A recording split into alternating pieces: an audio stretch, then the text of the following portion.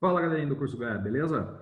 Professor Afonso com vocês mais uma vez. Hoje a gente está aqui em Física B para falar sobre estudo dos gases. A gente está entrando num assunto chamado de termodinâmica, que é um assunto que a Federal adora explorar, o Enem adora explorar. Então, vamos ficar esperto, vamos ficar de olho, pega teu material, aula 22 de Física B, e vamos ver como que funciona, vamos ver qual é desse negócio, certinho? Então, bora. Bom, primeiro, propriedades de um gás. Os gases possuem massa, eles têm matéria. Uma massa reduzida comparada com líquidos, com sólidos? Sim, mas eles possuem essa massa. Como eles têm massa e estão sujeitos à ação da gravidade, eles têm uma força que puxa eles para baixo. Essa força, ela vai gerar uma pressão. Então, a pressão é a força do gás, do peso do gás, entre aspas, agindo sobre uma área. Tem como você aumentar a pressão de um gás quando você compacta ele, você junta mais as moléculas e aí você dê um aumento de pressão. Então, quanto mais força você faz sobre um gás, maior a pressão que você faz sobre ele. O volume dos gases, ele vai variar muito com a pressão, porque quanto maior for a pressão, menor é o volume que ele ocupa. Então, tem essa relação direta de proporcionalidade. E aqui um gás mais compacto e um gás mais expandido, beleza? Então, tem essa diferença aí do volume com a pressão do gás. Outra característica importante demais de gases é que eles ocupam todo o espaço do ambiente que ele tem. Então, não tem como você confinar um gás num cantinho de uma sala, num cantinho do recipiente. O gás, ele sempre vai espalhar, ele sempre vai ocupar todo lugar, tá? O gás, quando ele está menos pressionado, com um volume maior, menos denso, ele tende a flutuar sobre o mais denso, que é uma coisa que vale para líquidos também. O mais denso fica embaixo, o menos denso fica em cima. Então, outra coisa que altera, que faz também muita influência, tem muita influência sobre o volume do gás, é a temperatura. Bom, o que é a pressão em termos de gás? Pressão são as colisões entre as partículas. Quando você aumenta a temperatura, o caso clássico da panela de pressão, você vai aumentar as colisões e vai aumentar com isso a temperatura, beleza? Pressão ao nível do mar, 760 milímetros de mercúrio ou 1 atm. Fica esperto com esses valores aqui, com essas indicações, que a gente vai falar bastante disso. Volume é o espaço que o gás ocupa. Como o gás ocupa o volume total do recipiente, ele vai ficar da forma que tiver o recipiente. Se o recipiente for cilíndrico, ele fica cilíndrico. Se for um paralelepípedo, ele vai ficar na forma de paralelepípedo. Então, é o espaço que ele ocupa. Variáveis de estado de gás. O que você pode mudar no estado de um gás? O que você pode alterar no estado do gás? Temperatura, que vai ter a ver com o estado de agitação das partículas. Mais temperatura, mais energia cinética das moléculas, maior o choque desses caras. Temperatura, Celsius, Fahrenheit ou Kelvin, as escalas que a gente conhece. A escala Kelvin é a escala do Sistema Internacional, então é a escala absoluta. Lembrando, William Thomson, nosso amiguinho, Lord Kelvin, beleza? 0 Kelvin equivale a menos 273 Celsius e é a menor temperatura que existe. Se cair alguma questão do vestibular falando para você que existe uma temperatura de menos 280 graus Celsius, está errado. O 0 do Kelvin equivale a menos 273 Celsius. Não tem temperatura menor. Quando a gente atinge o 0 Kelvin, não tem movimento de átomos nem de moléculas, seria zero movimento, que não dá para chegar nisso, é teórico. Tá? E para passar de Celsius para Kelvin, é só você somar 273. Então, a temperatura mais manjada em vestibulares que tem é 27 graus Celsius, porque 27 Celsius mais 273 dá 300 Kelvin. Nossa, deu uma bugada. Tá? Então, quando a gente souber temperatura, pressão e volume, a gente consegue definir o estado desse gás. Se ele está com muita energia, pouca energia. Então, quais são as variáveis de estado de um gás?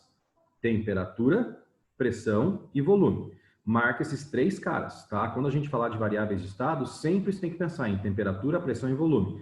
É isso que define o estado de um gás.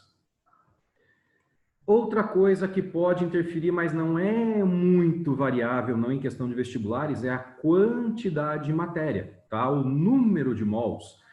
A gente sabe que a unidade de quantidade de matéria é o mol. Mol, você tem lá da química, é a quantidade de matéria existente em um sistema que tem tantas partículas elementares quantos contidos em 12 gramas de carbono 12, tá? Então é uma comparação, tá? Esse número de mols.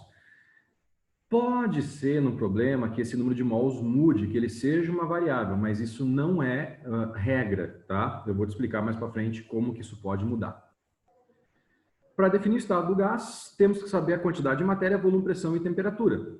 Volume é o do recipiente, normalmente em metro cúbico, mas pode estar em litro ou mililitro ou centímetro cúbico. Pressão, tá? Em pascal ou newton por metro quadrado. Unidades de pressão, tá ali. 1 pascal é 1 newton por metro quadrado, tá? 1 atm, isso daqui é importante você grifar. Fica esperto, grifa na tua apostila. 1 atm são 10.000 pascals, tá? Ou 10.000 newtons por metro quadrado. Então, volte e meia, você pode ter que fazer essa conversão. Milímetro de mercúrio veio da experiência de Torricelli, tá? 7.600 milímetros de mercúrio, ou 760 centímetros de mercúrio. Lei geral dos gases, ela relaciona, né, as variáveis e ela é válida para uma massa fixa, ou seja, onde não muda nem o número de mols e nem a constante geral dos gases. Ela é conhecida como equação de Clapeyron, você conhece da química, pressão vezes volume, igual número de mols, constante dos gases, vezes temperatura. Temperatura em Kelvin, tá? Número de mols, massa sobre mol, constante geral dos gases, pode estar 0,082 atm litro mol Kelvin, ou 62,3 milímetros de mercúrio, né, litro mol e Kelvin. Vai depender da questão, vai depender do problema. Energia interna do gás. É muito parecida com a equação de Clapeyron. Ela é 3 meios de nRT. Então, fica esperto. Isso aqui, nRT, é pressão vezes volume. A energia é 3 meios desse cara. Pensa comigo uma coisa importante. Se a energia ela depende de 3 meios de nRT e o N e o R são constantes, eu posso dizer que a energia e a temperatura são proporcionais, ou seja, quanto maior a temperatura, maior é a energia, certo? N é o número de mols, constante universal dos gases, tá? Temperatura em Kelvin. Então, a energia está relacionada diretamente com a temperatura. Mais temperatura, mais energia. Transformação isobárica é aquela transformação com uma pressão constante. Para a gente calcular o trabalho de uma força, a gente faz força vezes deslocamento. Só que no meu caso, esta força está fazendo uma variação de volume. Então, o que eu vou ter? Eu vou ter pressão vezes a área do recipiente vezes a distância que ele deslocou. Gente, área vezes distância é o volume, tá joia? Então, o que vai acontecer? Eu posso falar que o trabalho de um gás é pressão vezes variação de volume. Aqui, a gente tem que parar um pouquinho e pensar. Se a variação de volume não existir, por mais que o gás ele receba pressão, mas o volume não muda, ele não realiza trabalho. Bota na tua cabeça. Um gás só vai realizar trabalho se ele variar o volume, ou vai sofrer trabalho se vai variar o volume, tá? Se não tiver mudança de volume, não tem trabalho. Mas para calcular o trabalho, pressão vezes ΔV. Ah, aqui fez uma graça aqui. Numa transformação qualquer, a gente calcula o trabalho do gás pela área do gráfico pressão-volume. Gente, se tiver um gráfico de pressão com volume, nem se estressa, nem para pensar. Gráfico de pressão por volume trabalha a área. Pronto. Gráfico de pressão-volume trabalha a área. Nesse caso, de A para B, se o volume aumenta, trabalho é positivo, tá? Volume aumentou, o gás realizou trabalho positivo. Se você tem um gráfico pressão por volume, o trabalho continua sendo a área. Se o volume diminui, o trabalho é negativo. O volume diminui, quer dizer, o gás recebeu esse trabalho, ele foi comprimido, diminuiu o volume, o gás sofreu o trabalho negativo, mas o trabalho é a área. Primeira lei da termodinâmica, também chamada lei da conservação de energia. O que quer dizer isso? Se você dá calor para um gás, uma fonte quente, uma quantidade de calor, essa quantidade de calor realiza um trabalho, movimenta alguma coisa, expandindo, e também vai ter uma parte dessa energia que vai servir para variar a energia interna. Vamos entender esse negócio. Essa lei é chamada lei da conservação de energia. Lei de Lavoisier. Na natureza, a energia não se cria, nem se destrói. Ela se transforma.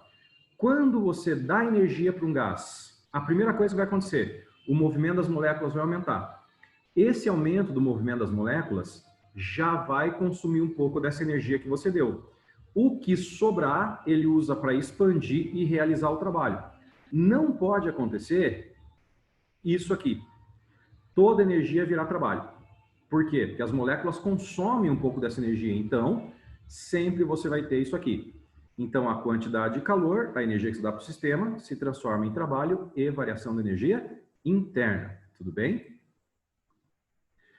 No caso de um ciclo fechado, o trabalho num gráfico de pressão por volume continua sendo a área.